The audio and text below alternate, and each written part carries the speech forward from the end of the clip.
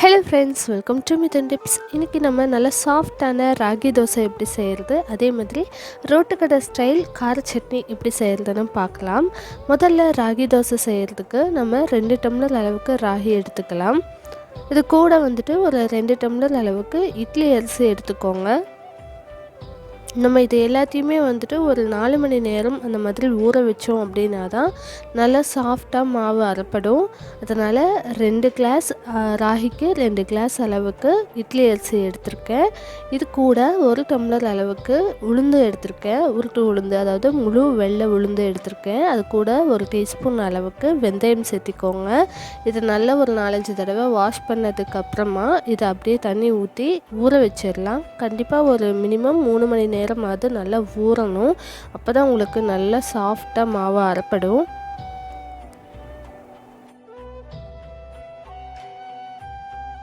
இப்போது இதை நல்லா வாஷ் பண்ணியாச்சு. நல்லா ஊறி வர்றதுக்கு தகுந்த அளவுக்கு நிறைய தண்ணி ஊற்றி ஊற வச்சிடணும்.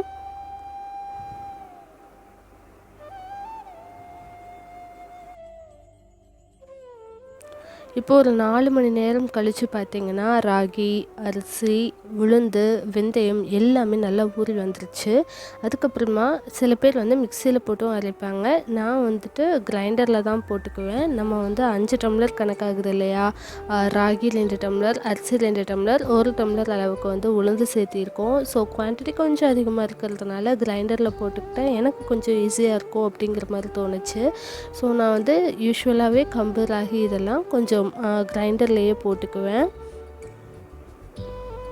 நீங்கள் மிக்சியில் போட்டுக்கிறனாலும் போட்டுக்கலாம், அது உங்களோட இஷ்டம்தான். இப்போ பார்த்திங்கன்னா ஒரு 90% அளவுக்கு மாவு நல்லா அரைப்பட்டுருச்சு.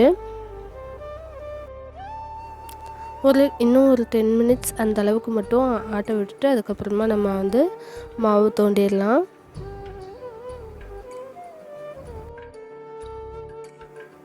ஸோ ஒரு 10 மினிட்ஸ் கழித்து மாவு எல்லாத்தையும் வேறு ஒரு பாத்திரத்துக்கு ட்ரான்ஸ்ஃபர் பண்ணியாச்சு. இப்போ ஒரு 2 ஸ்பூன் அளவுக்கு உப்பு சேர்த்திக்கலாம். உப்பு பத்தலைன்னா கூட சேர்த்திக்கலாம். ஸோ இப்போதைக்கு நான் ஒரு 2 ஸ்பூன் அளவுக்கு சேர்த்துட்டு நல்லா கலந்து விட்டுட்டு இதை மூடி வச்சிடலாம்.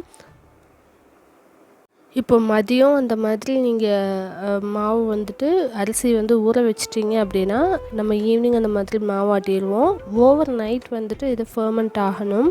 இதுக்கு கொஞ்சம் புளிச்சு வந்தால் தான் நம்மளுக்கு தோசை ஊற்றுறதுக்கு நல்லாயிருக்கும். அதனால் நைட் டைம் நம்ம இதை உப்பு கலந்து அப்படியே மூடி வச்சிட்டோம் அப்படின்னா மார்னிங் மாவு ரெடி ஆயிரும்.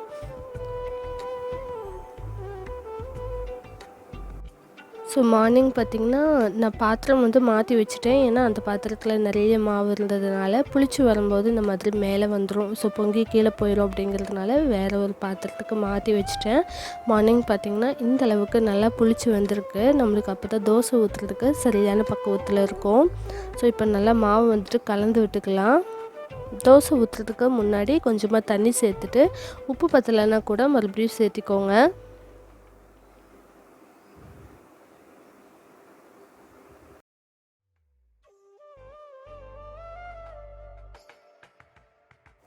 இப்போ தோசைக்கல்லில் நல்லா காய வச்சதுக்கப்புறமா ஒரு 1/2 கரண்டி மாவு அந்த மாதிரி விட்டு சுடும்போது உங்களுக்கு தோசை நல்லா லேசாகவும் இருக்கும், நல்லா சாஃப்டாகவும் கிடைக்கும். ஒரு சைடு தான் நான் எப்போதுமே தோசையை வேக விடுறது. ஸோ இப்போ மாவு நல்லா ஸ்ப்ரெட் பண்ணிவிட்டு கொஞ்சம் ஹை ஃப்ளேமில் வச்சுட்டு மேலே லைட்டாக தேங்காய் எண்ணெய் ஸ்ப்ரே பண்ணி விட்டுருக்கேன். நீங்கள் எந்த எண்ணெய் யூஸ்வலாக யூஸ் பண்ணுவீங்களோ அந்த மாதிரி யூஸ் பண்ணிக்கோங்க. ஸோ அவ்வளோதான், இப்போ தோசை ரெடி ஆயிடுச்சு. ரோட்டுக்கடை ஸ்டைல் நம்ம கார சட்னி எப்படி செய்யலன்னு பார்க்கலாம். ஒரு மிக்ஸி ஜாரில் கருவேப்பிலை ஃபஸ்ட்டு சேர்த்துட்டு இந்த மாதிரி ஒரு கைப்பிடி அளவுக்கு சின்ன வெங்காயம் சேர்த்துக்கலாம். 4 பல் பூண்டு, ரொம்ப கொஞ்சமாக புளி சேர்த்திக்கலாம். அதுக்கப்புறமா 4 சின்ன தக்காளி, நல்ல பழுத்த தக்காளியை சேர்த்திக்கோங்க, கட் பண்ணி சேர்த்திக்கோங்க. அதுக்கப்புறமா ஈஸியாக அரைப்படணும் அப்படிங்கிறதுக்காக ஒரு 1/2 அன் ஹவர் முன்னாடியே வரமிளகாயை கொஞ்சம் ஒரு வெந்தண்ணியில் ஊற வச்சுருந்தேன். அப்போ தான் அந்த விதைகள் தெரியாத அளவுக்கு நல்லா சாஃப்டாக அரைப்படும். இப்போ தேவையான அளவுக்கு உப்பு சேர்த்துட்டு நல்லா அரைச்சி எடுத்துக்கோங்க. தண்ணி எதுவும் விட தேவையில்லை, நம்ம தக்காளி சேர்த்துருக்கோம் இல்லையா, ஸோ அதுலேயே நல்லா இந்த மாதிரி அரைஞ்சி வந்துடும். அதுக்கப்புறமா ஒரு வானலில் கொஞ்சமாக எண்ணெய் சேர்த்திக்கோங்க. ஒரு 1/2 டீஸ்பூன் அளவுக்கு கடுகு சேர்த்திக்கோங்க. ஒரு 1/2 டீஸ்பூன் உளுந்து சேர்த்திக்கோங்க. அதுக்கப்புறம் ஒரு கொத்து கருவேப்பிலை, இது எல்லாம் நல்லா பொரிஞ்சதுக்கப்புறமா நம்ம அரைச்சி வச்சுருக்க சட்னி இது கூட சேர்த்துக்கலாம்.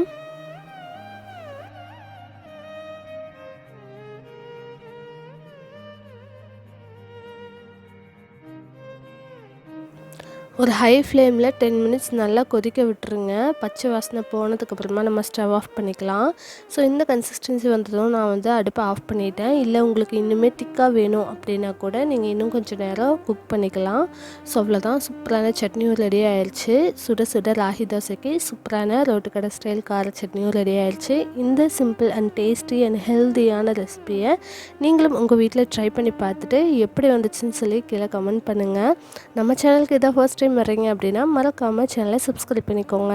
தேங்க்யூ ஃபார் வாட்சிங்.